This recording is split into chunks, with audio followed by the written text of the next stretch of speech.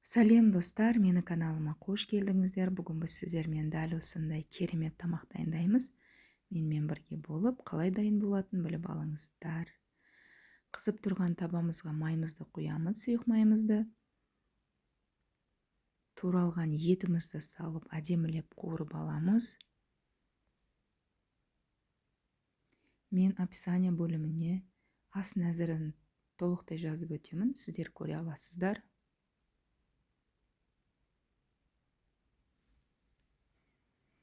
Жақсылап қуырып аламыз қызарғанға дейін.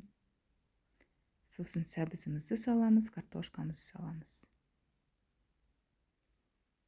Достар, мен тұрақты түрде аптасына 3 рет жаңа видео шығарып тұрамын.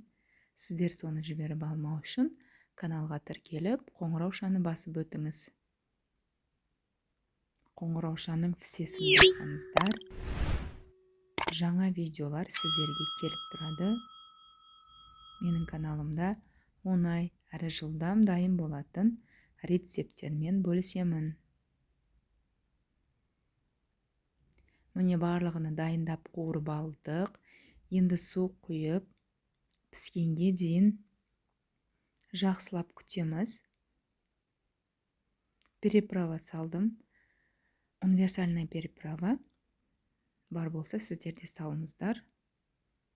Мен тұз салған жоқпын, өйткені менде ет тұздалған.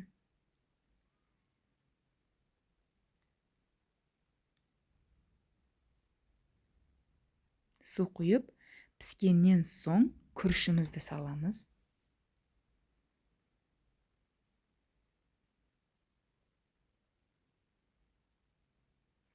Етімізді, картошкамыз дұрыс піскеннен соң күрішті саламыз.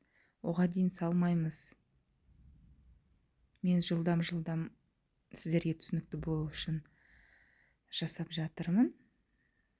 Күрішіміз піскенге дейін біз машымызды пісіріп аламыз.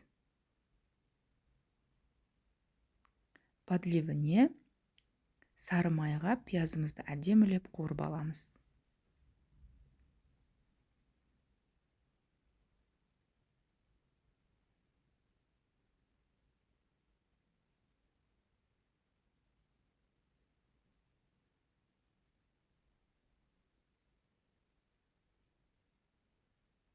Міне күрішіміз пісті.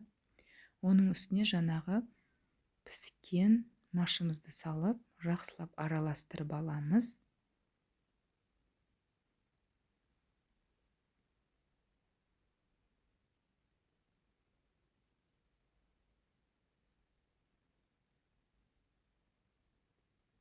Міне достар, барлығын біркелкі араластырып аламыз. Бұл тамақтың аты машава. Өзбек ұлты өте жақсы көріп жейтін тамақ. Өте пайдалы тамақ.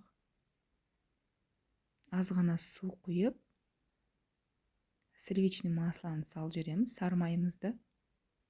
Міне подливде дайын болды.